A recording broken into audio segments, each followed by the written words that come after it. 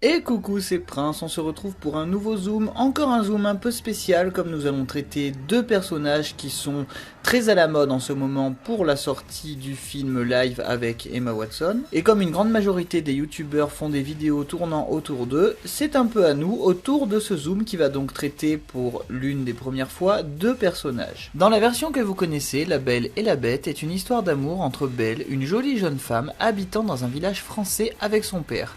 Elle est passionnée de littérature et de découverte, et même si dans son village tout le monde est d'accord pour dire qu'elle est très jolie, ils sont également d'accord sur le fait qu'elle soit fantasque et bizarre. Elle est inspirée physiquement de Sherry Stoner. La Bête, quant à elle, est un prince victime d'un sortilège lui ayant donné l'apparence d'une bête.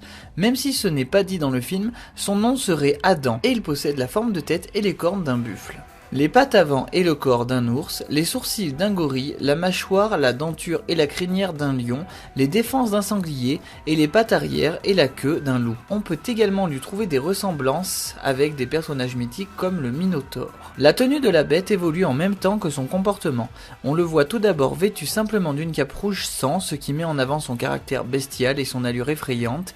Il est ensuite vêtu d'une cape bleue et d'une chemise blanche après l'attaque des loups lorsqu'il commence à parler de ses sentiments pour Belle et qu'il cherche à lui faire plaisir. Sa tenue se complète ensuite avec une ceinture en tissu bleu et une chemise à jabot, et elle est finalement complète lors de la scène du bal où il porte une chemise à jabot blanc, un veston doré, une veste queue de pie bleue et or et un pantalon noir. Le design de la bête a été un véritable challenge pour les animateurs qui cherchaient à obtenir un personnage qu'on pourrait croire inspiré d'un animal réel, et Glenn Keane, l'animateur responsable de la bête, a passé plusieurs mois dans les zoos pour en affiner la conception en observant plusieurs animaux différents et notamment les gorilles et les buffles. L'une des particularités de la production du film est que Keane, l'animateur responsable de la bête, et Mark N, lui, responsable de Belle, ne travaillaient pas au même studio. Ed était en Floride et Keane était en Californie. Ils devaient donc s'échanger des dessins par courrier pour les scènes où les personnages sont coordonnés. L'une des plus anciennes versions de ce conte est celle d'Apulée,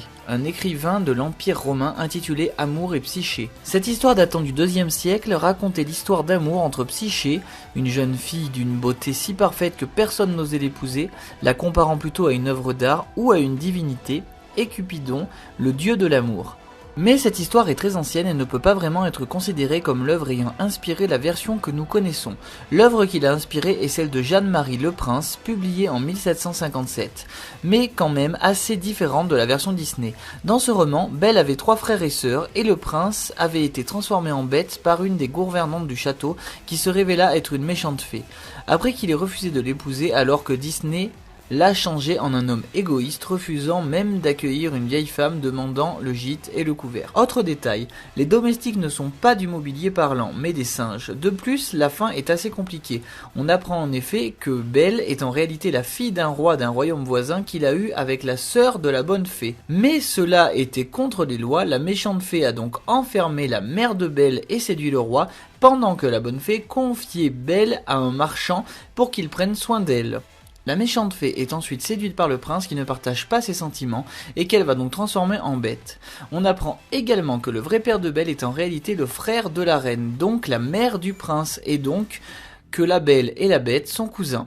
Certaines versions disent également que l'histoire de La Belle et la Bête est inspirée de l'histoire de Pedro González, un homme atteint d'hypertrichose, une maladie rarissime se traduisant par un développement anormal du système pileux. Il va ensuite se marier avec Catherine Raffelin, ou Raffeling, une belle jeune femme parisienne. Il y a eu énormément de versions différentes de ce conte qui a été adapté aussi bien en différents livres qu'en différents courts-métrages, petits films ou dessins animés.